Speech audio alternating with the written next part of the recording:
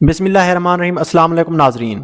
کیا ابنائے حرمز واقعی اب صرف ایک تجارتی گزرگاہ رہ گئی ہے، یا یہ ایک ایسے میدان بن چکی ہے جہاں عالمی طاقتیں براہ راست ٹکرا رہی ہیں اور شاید مزید ٹکرائیں گی؟ اگر ایران اور امریکہ ایک ہی مقام پر اپنی حدود متعین کرنے کی کوشش کریں تو کیا تصادم ناگزیر نہیں ہو جاتا؟ اور جو نیا آپریشن شروع کیا گیا ہے، پروجیکٹ فریڈم، کیا یہ واقعی تجارت کو محفوظ بنانے کے لیے ہے، یا اس کا اصل مقصد اہم سمندری راستے پر کنٹرول حاصل کرنا ہے؟ ناظرین، آئیں سب سے پہلے صورتحال کی بنیادی سطح پر سمجھتے ہیں۔ 28 فروری کو امریکہ اور اسرائیل نے ایران پر حملہ کیے، جس کے جواب میں ایران نے فوری کارروائی کی، لیکن یہ رد عمل صرف اسرائیل تک محدود نہیں رہا، بلکہ خلیجی ممالک، خاص طور پر امریکہ کے اتحادی بھی اس دائرے میں آ گئے۔ اس دوران ابنائے حرمز کو بند کر دیا گیا، اور یہی وہ لمحہ تھا جس نے عالمی معیشت کو ہلا کر رکھ دیا، کیونکہ دنیا کی تیل کی بڑی مقدار اسی راستے سے گزرتی ہے۔ حالیہ پیش رفت پر نظر ڈالیں تو متحدہ عرب امارات نے دعویٰ کیا اس کے دفاعی نظام نے ایران کی جانب سے آنے والے 15 میزائل اور 4 ڈرون تباہ کر دیے۔ ان میں شامل تھے 12 بیلسٹک میزائل، 3 کروز میزائل اور 4 بغیر پائلٹ طیارے۔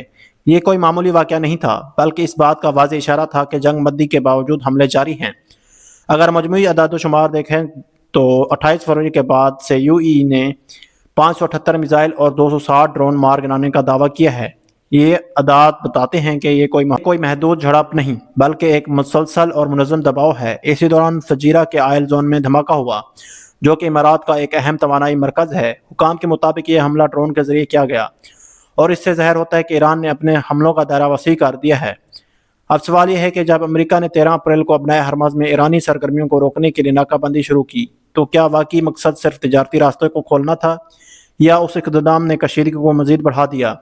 اسی تناظر میں امریکی صدر ڈونلڈ ٹرمپ نے پروجیکٹ فریڈم کا اعلان کیا۔ بظاہر اس منصوبے کا مقصد تجارتی جہاز کو محفوظ راستہ فراہم کرنا ہے، لیکن زمینی حقائق کچھ اور ہی کہانی سنا رہے ہیں۔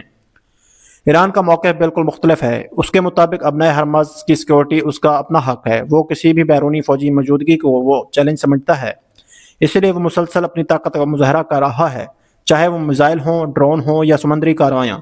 یہاں ایک اور اہم پہلو سامنے آتا ہے، اطلاعات کی جنگ۔ ہر فریق اپنی کامیابی کو بڑھا چڑھا کر پیش کر رہا ہے اور دوسری کو کی ناکامیوں کو نمایاں کر رہا ہے۔ ایسے میں اصل حقیقت کہاں کھڑی ہے، یہ جاننا انتہائی مشکل ہو جاتا ہے۔ اگر ہم بڑی تصویر دیکھیں تو صورتحال کچھ یوں بنتی ہے۔ امریکہ ایک محفوظ تجارتی راستہ کھولنا چاہتا ہے، ایران اس راستے پر اپنا کنٹرول برقرار رکھنا چاہتا ہے، اور دونوں کے درمیان یہی خطہ اصل میدان جنگ بن چکا ہے۔ میں میزائل بھی ہیں، ڈرون بھی، اور چھوٹی تیز رفتار کشتیاں بھی۔ یہی وہ جگہ ہے جہاں جدید جنگی حکمت عملی، خاص طور پر سورم ٹیکٹکس، استعمال ہو رہی ہے۔ ناظرین، یہ صرف ایک علاقائی تنازع نہیں رہا، بلکہ ایک عالمی امتحان بن چکا ہے۔ یہاں یہ طے ہو رہا ہے کہ عالمی تجارتی راستوں پر کنٹرول کس کا ہوگا، اور ایک ملک اپنی جغرافیائی حیثیت کو کس حد تک عالمی طاقتوں کے خلاف میں استعمال کر سکتا ہے۔ آخر میں سب سے اہم سوال، کیا یہ صرف محدود کشیدگی ہے، یا ایک بڑے تصادم کی تمہید، جس کے اثرات پوری دنیا پر پڑ سکتے ہیں؟ مجھے دیجیے اجازت۔ اللہ حافظ۔